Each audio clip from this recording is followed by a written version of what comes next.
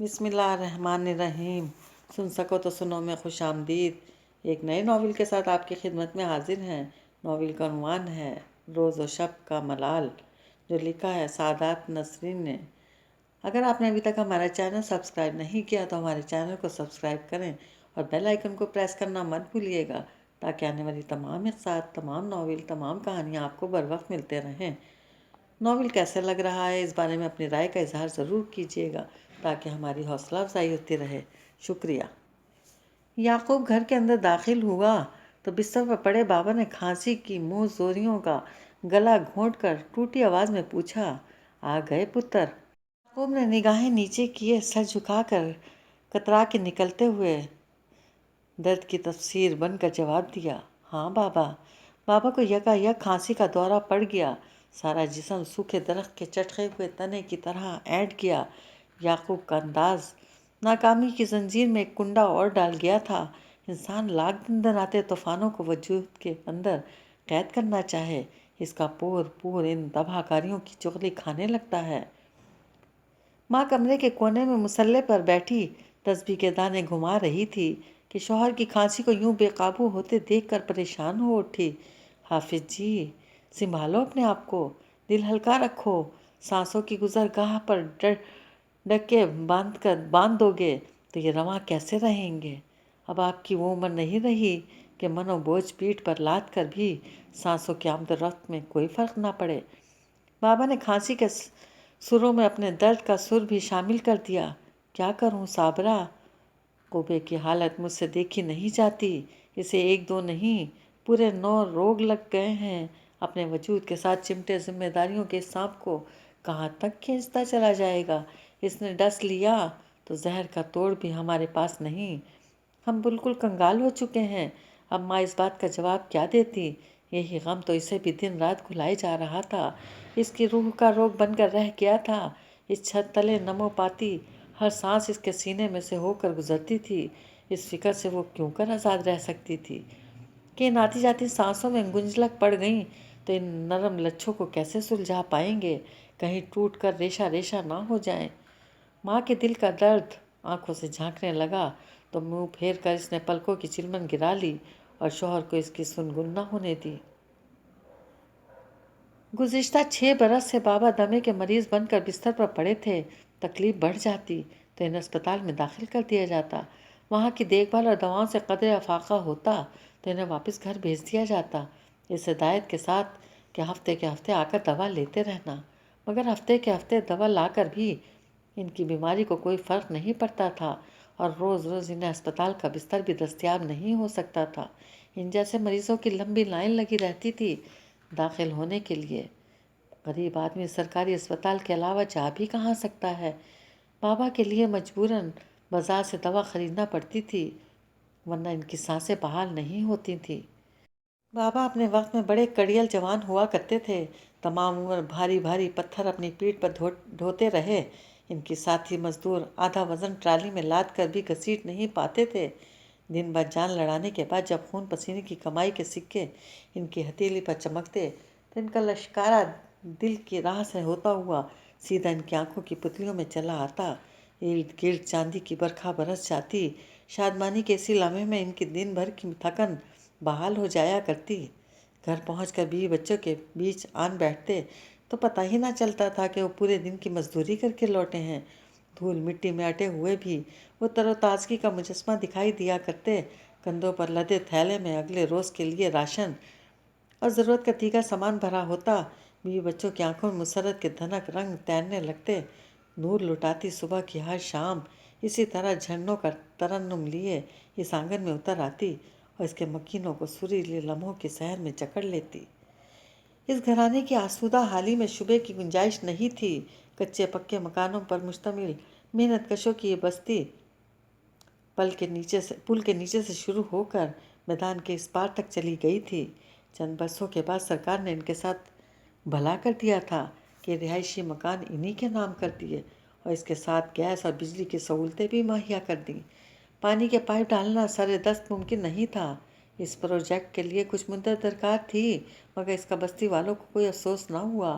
قریب ہی میونسپلٹی کے نل لگے ہوئے تھے جہاں سے صبح شام وہ لوگ پانی بھر لایا کرتے تھے۔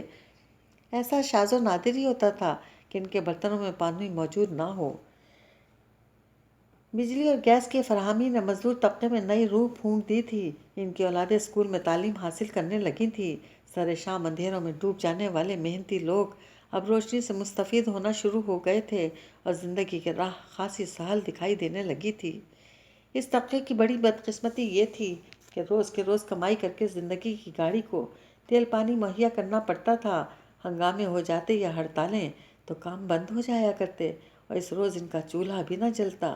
کندھوں پر لدے راشن کے تھیلے آتے تو کھانا تیار کیا جاتا تھا، ورنہ پیٹ پر پتھر باندھنے کے سوا کوئی چارہ کار نہ ہوتا۔ انہیں ہر حال میں ملکی حالات کے ساتھ ساتھ چلنا پڑتا تھا۔ حالات اجازت دیتے تو پیٹ کے دوزخ کو ایندھن فراہم ہو جاتا، ورنہ بھوک کی افریت ان کے وجود کو جھنجھوڑتے رہتے۔ ان کی حصیں اور جذبے سب اسی بھوک کے نظر ہو جایا کرتے۔ اس طبقے کا سب سے بڑا سپنا یہی تھا کہ ان کی اولادیں پڑھ لکھ کر اس قابل ہو جائیں کہ پیٹ کی بد اعتمادی سے چھٹکارا حاصل ہو جائے۔ ہنگاموں اور ہڑتالوں کے درمیان بھی ان کا چولہا پورے اعتماد کے ساتھ جلتا رہے۔ بابا نے یعقوب کو اسکول میں داخل کروا دیا اور لاشعوری طور پر اس کے گرد سپنوں کا سنہری جال بن دیا، مگر یعقوب کی کھوپڑی کے پیالے میں دھرا بھیجا جانے کیسا تھا کہ پڑھنا لکھنا اس کے بس کی بات نہ بن سکی۔ ایک ایک کلاس کو 2 برس میں پاس کر کے بھی 4 جماعتوں سے آگے نہ پڑھ سکا۔ اتنے قد کاٹ کے ساتھ گلیوں میں گلی ڈنڈا کھیلتا رہ گیا۔ مجبوراً باپ نے اسے ہاتھ کا کوئی ہنر سکھانے کا فیصلہ کر لیا۔ کاریگر پیشہ بھی تو اچھی خاصی آسودہ زندگی گزارنے کے قابل ہو جاتا ہے، یہی سوچ کر اسے ایک موٹر مکینک کے سپرد کر دیا۔ مگر یعقوب موٹر مکینک سے گیس اسٹیشن، وہاں سے بجلی کی دکان، پہ در پہ ادھر ادھر لڑکتا رہا، کہیں بھی کوئی ہنر نہ سیکھ سکا۔ ہر جگہ سے بھگا دیا جاتا تھا، یہاں تک کہ راج مزدوری مستری یا کارپینٹر تک نہ بن سکا۔ بابا نے ضد ہو کر اسے ایک پرائیویٹ رہائشی سوسائٹی میں سن کر گارڈنز کے لیے مالی کا کام دلوا دیا، جہاں اس کے ساتھ دوسرے بہت سے مالی بھی کام کرتے تھے۔ یہ کام یعقوب کی طبیعت کے عین مطابق ثابت ہوا۔ دماغ پر کوئی زور نہیں ڈالنا پڑتا تھا۔ دن بھر پانی کا پائپ پکڑ کر گارڈن میں ادھر ادھر پانی دیا کرتا یا کیاریوں میں گوڈی کیا کرتا، گھاس کاٹتا یا پھول پودوں کی نگرانی کرتا۔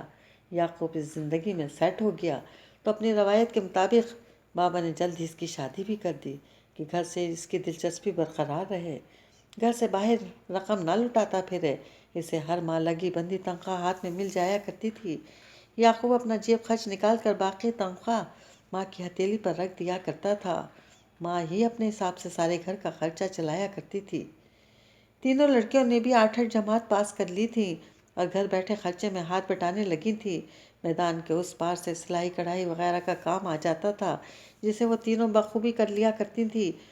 بابا انہیں گھر سے باہر قدم نہیں نکالنے دیتا تھا، ماں ہی ان کے لیے کام لے کر آیا کرتی تھی۔ وہ خود بھی ان بنگلوں میں جھاڑو پوچھا کرایا کرتی تھی اور برتن بھی دھونے کا کام کرتی تھی۔ اچھا خاصا راشن کپڑوں کی اترن وغیرہ لے آیا کرتی، جس سے ان کی زندگی کی گاڑی بخوبی رواں دواں تھی۔ بہن بھائیوں میں سب سے چھوٹے بھائی محبوب کو پڑھنے لکھنے کا بہت شوق تھا، ہر کلاس اچھے نمبروں سے پاس کر لیا کرتا تھا۔ اس کی کامیابی پر بابا کی آنکھوں میں چکا چوندھ ابھر آتی تھی۔ انہیں یوں لگتا کہ وہ ایک بہت بڑا افسر بن کر اس گھرانے کو غربت کے چنگل سے چھڑا کر خوشحالی کی دہلیز ضرور پار کروا دے گا۔ تب انہیں پائی پائی کا حساب رکھنے کی ضرورت نہ رہے گی۔ ہاتھ میں کھلا پیسہ ہوگا تو اپنی ہر خواہش پوری کر سکیں گے۔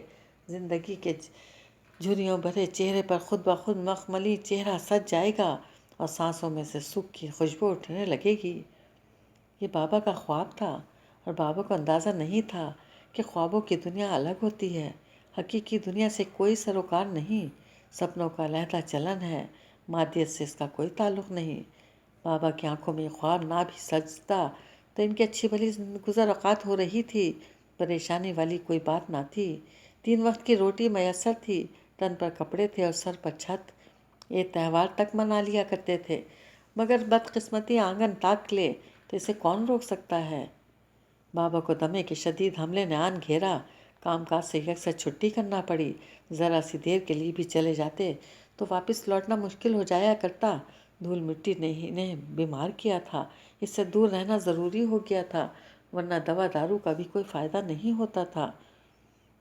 अब ज़्यादातर रकम दवा पर उठने लगी थी। इसके साथ साथ दाल रोटी तो सूखी सूखी चल रही थी, मगर दीगर ज़रूरियात का पूरा करना दूभर हो गया था। कभी कुछ रह जाता, कभी कुछ। तन के कपड़ों में पेवनकारी का इजाफा होने लगा। गरीब आदमी के पास 2 से 4 जोड़े नहीं हुआ करते। महबूब को जूता रोज़ रोज़ मरम्मत करवाना पड़ता था। फिर जो तले में रुपए के सिक्के बराबर सुराख हो गया तो नया तल लगवाने के लिए पैसे नहीं थे। पुराने कपड़े की तह जमाने से भी काम न चल सका। पाँव में ज़ख्म हो गया और मुस्तकिल पट्टी बंधी रहने लगी। चप्पल पहनने की स्कूल में इजाज़त नहीं थी। माँ काम से लौटती तो मांगे तांगे का अपने साथ बथेरा कुछ ले आती थी, तब भी पूरा नहीं पड़ता था। बहू के पेट में 6 माह का बच्चा ज़ाया हो गया। मरते मरते बच्ची, मगर इसकी सेहत बहाल करने के लिए एक प्याली दूध भी मैसर ना था। बाबा की बीमारी ही सांस लेने नहीं देती थी। इसे देख देख कर माँ की हालत गैर हुई जा रही थी। यूँ लगता था इसके वजूद में थोड़ा उगाए हों। सारे सरापे से वीरानी नजर आने लगी थी। कड़ियल जवान बाबा देखते ही देखते चारपाई से लग गया था। माँ सोचा करती, औरत के लिए सर की चादर कितनी ज़रूरी हुआ करती है। ज़माने की नज़रों में इज्जत आबरू बनी रहती है।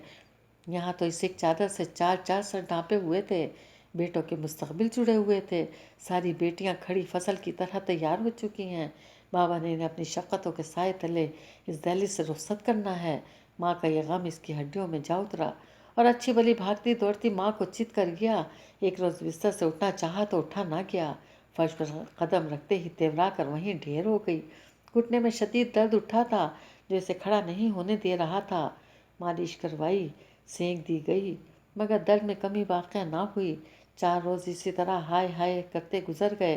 काम की इसे अलग फ़िक्र थी कि ज़्यादा दिन न जा सकी तो कहीं बेगमात खफा होकर इसकी छुट्टी ना कर दें। वो तो खासे कड़वे मिजाज की थीं और नौकरियां रोज़ रोज़ कहाँ दस्तयाब होती हैं। तब क्या होगा? सिर्फ बेटे की तनख्वाह से कैसे गुजारा होगा? हाफिज जी की दवा आएगी या पेट की दोज़ख भरे जाएंगे? इस घर की सारी ख़वातीन काम करती हैं तो ज़िंदगी के चक्कर आगे चल बढ़ता है। सिर्फ पेट की भूख नहीं मिटाना होती, ज़िंदगी के 100 बखेड़े हैं जिन्हें मिटाना पड़ता है। अभी तो लड़कियों को अगले घरों में रुख़सत करना है। अखराजात का एक देव हमारी राह तक रहा है।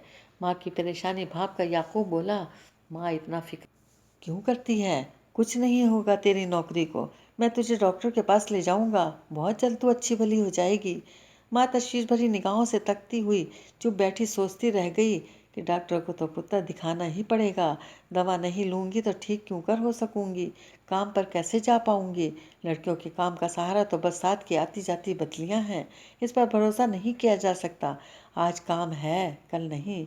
फिर एक इंजन इतनी सारी बोगियों को कैसे खींच सकेगा? इसके साथ दूसरी कुमक का होना ज़रूरी है। याकूब माँ को डॉक्टर के पास ले गया। इसने अच्छी तरह मुआयना करने के बाद बताया कि जोड़ों का दर्द है, बाकायदा इलाज करना पड़ेगा। 2 रोज़ दवा खाने से ही माँ को इतना फाका महसूस हुआ कि वो काम पर चली गई और बेगमात को अपनी बीमारी के बारे में बताया, मगर किसी को इसकी बात का यकीन ना आया। इसे महज छुट्टी का बहाना समझा। एक बेगम बोली, यही तो ख़राबी है तुम लोगों में, बड़ी जल्दी रोटियां लग जाती हैं। ज़रा सी तकलीफ़ को बढ़ा चढ़ा कर बयान करने लगते हो। अभी तो माफ़ किए देती हूँ, आइंदा ऐसी हरकत मत करना। वह आजिज़ी से बोली, मैं मजबूर थी बेगम साहिबा, वरना छुट्टी थोड़ा ही करती। बेगम साहिबा एकाएकी बिगड़ गईं। मैं कुछ सुनना नहीं चाहती। आइंदा एहतियात से काम ना लिया तुमने तो छुट्टी कर दूंगी तुम्हारी। दूसरे घर गई तो वहाँ की बेगम साहिबा बोली, कुछ तो खुदा का खौफ करो अम्मा, बहाना भी बनाया है तो कैसा बोदा, घुटने में कितना ही दर्द क्यों ना होता, तुम किसी न किसी तरह यहाँ तक पहुँच ही सकती थी। वो बिदबिदाई, मेरा यकीन करें बेगम साहिबा, मैं सच कह रही हूँ। वो भड़क गई, खामोश हो जाओ, तुम बहानेबाजियों से मुझे कायल नहीं कर सकती। एक तो हफ्ते भर बाद आई हो, ऊपर से बक किए जा रही हो। वो चुपचाप काम में लग गई।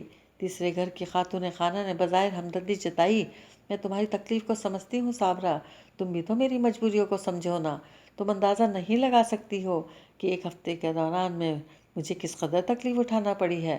मेहमान आए हुए थे, तुम काम पर नहीं आ सकती थी तो अपनी किसी बेटी को भेज दिया होता।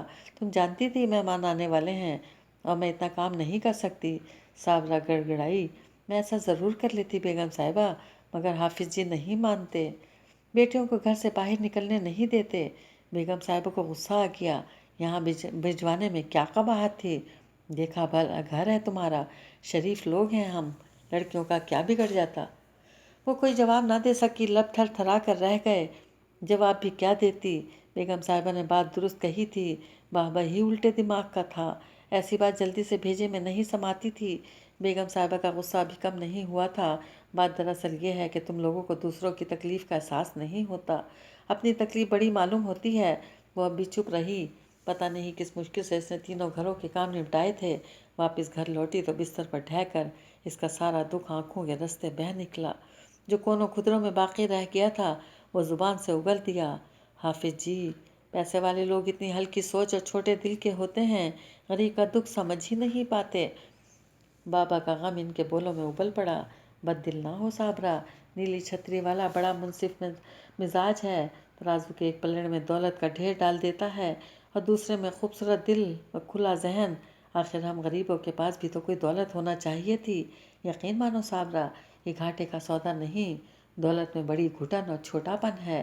یہ آدمی کے حریص کو تو بنا دیتی ہے مگر اعلیٰ اخلاق کا تحفہ نہیں دیتی، تبھی تو اس کے مالک زیادہ تر کم ظرف ہوتے ہیں، بہت کم ایسے ہیں جو اپنی اعلیٰ اقدار قائم رکھتے ہیں۔ بابا اسی طرح اپنا فلسفہ شروع کر دیا کرتے تھے۔ ماں کو کچھ سمجھ میں نہیں آیا کرتا تھا مگر دل کا درد کہے بنا وہ رہ بھی نہیں سکتی تھی۔ کوشش تو ماں کی یہی تھی کہ کام پر جاتی رہے، ناغہ نہ ہونے دے، مگر جب دوا کھانے کے پیسے نہ ہوتے درد ناقابل برداشت ہو جاتا اور بستر پر پڑی ہائے ہائے کرتی رہ جاتی تو ناغہ بھی ہو جاتا تھا۔ اتنے مہنگے داموں خریدی ہوئی گولیوں کا اثر چند گھنٹوں سے زیادہ نہ رہتا۔ ساری کی ساری بیگمات اس کے کام سے مایوس ہوتی جا رہی تھی اور اس کی چھٹی کرنے کی دھمکیاں دینے لگی تھی۔ کوئی اس کی مجبوری نہیں سمجھتا تھا، اس کی مالی امداد نہیں کرتا تھا، صرف اپنے کام کی فکر تھی سب کو۔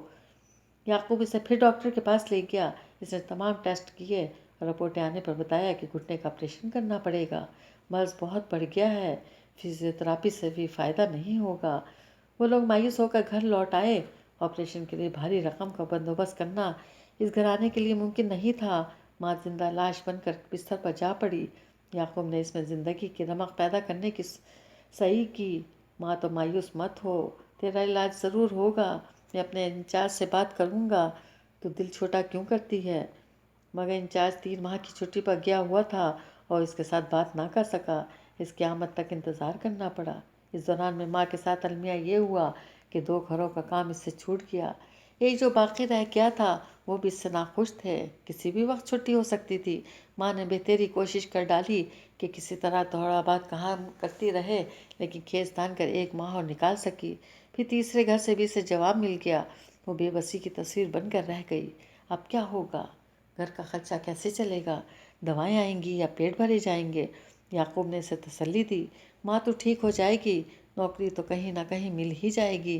انچارج واپس لوٹا تو اس نے اس کے آگے اپنا دکھڑا رکھ دیا، مگر انچارج بے بسی کی تصویر بن کر بولا، دیکھ یعقوب، میں تیرا دکھ سمجھتا ہوں، گھر والوں کا معاملہ بڑا نازک ہوتا ہے، محبت کے اٹوٹ زنجیر میں جکڑے ہوتے ہیں سب، مگر میں تمہاری زیادہ مدد نہیں کر سکوں گا۔ اس سوسائٹی کا بڑا افسر تبدیل ہو چکا ہے اور اب جو آیا ہے وہ ٹھیک آدمی نہیں، اس سے کوئی ذاتی بات منوانا ممکن نہیں، ویسے میں کوشش ضرور کروں گا۔ کئی روز کی تگ و دو کے بعد انچارج اپنے افسر سے بات کرنے میں کامیاب ہو سکا، مگر وہ یکا یک آپے سے باہر ہو گیا۔ کسی خوش فہمی میں مت رہنا کہ تم لوگوں کو قرضے ملتے رہیں گے، یہی خرابی دور کرنے کے لیے تو میں یہاں بھیجا گیا ہوں، اور میں دیکھ رہا ہوں کہ ذرا سے کام کے لیے ہر جگہ ایک فوج موجود رہتی ہے، عادت پڑ گئی ہے ورکرز کو ہاتھ پر ہاتھ دھر کر بیٹھنے کی۔ کان کھول کر سن لو، اب یہ سب نہیں چلے گا، کام کرنا ہوگا سب کو، مفت کی رقمیں نہیں بٹیں گی، سمجھے؟ اور اپنے ورکرز کو بھی یہ بات اچھی طرح سے سمجھا دینا۔ انچارج سمجھ گیا تھا کہ افسر نہیں، کوئی ڈکٹیٹر یہاں چلا آیا ہے جسے غریبوں اور مظلوموں پر کوڑے برسانے بنا کھانا ہضم نہیں ہوگا، مگر یہ بات وہ یعقوب کو بڑی مشکل سے سمجھا پایا۔ میں نے تجھ سے کہا تھا نا یعقوب، یہ افسر کچھ ٹھیک آدمی نہیں، بڑا کڑک ہے، اس کی باتوں اس کے سلوک سے صاف پتہ چلتا ہے، اسے ورکر سے کوئی ہمدردی نہیں۔ کھرا جواب دیا ہے اس نے مجھے، بلکہ 4 اور بھی سنا ڈالی۔ انچارج تفصیل بتانے کے حق میں نہیں تھا، آخر سے اسی جگہ ملازمت کرنا تھی، افسروں کی بات محتاطی سے کیسے کر سکتا تھا؟ تب جب یعقوب نے مردہ سی آواز میں پوچھا، اور کیا سنا ڈالی سر؟ تو بات گول کر گیا، اس سے تیرا کوئی واسطہ نہیں، تو پریشان نہ ہو، جا کے ماں کے آپریشن کے لیے کوئی دوسرا بندوبست کر۔ یعقوب گڑ گڑا دیا، کوئی دوسرا بندوبست ہو سکتا سر تو میں آپ سے اتنا اصرار کیوں کرتا؟ انچارج کو رحم آ گیا۔ اچھا جذباتی ہونے کی ضرورت نہیں، میں بھی بال بچے دار ہوں، سب کی مجبوریاں سمجھتا ہوں۔ یعقوب نگاہیں جھکائے چپ چاپ کھڑا رہا۔ اس کی سمجھ میں نہیں آتا تھا اب کیا کرے، کس سے مدد مانگے۔ اتنی مدد کی توقع تو کہیں اور سے نہیں کی جا سکتی تھی جتنی یہاں سے امید تھی۔ انچارج نے اس کا کندھا تھپ تھپا کر کہا، دل چھوٹا مت کرو، میں اپنے پلے سے تمہاری تھوڑی بہت مدد ضرور کر دوں گا، میں زیادہ بوجھ برداشت نہیں کر سکتا، باقی رقم کا تم کسی نہ کسی طرح بندوبست کر لینا۔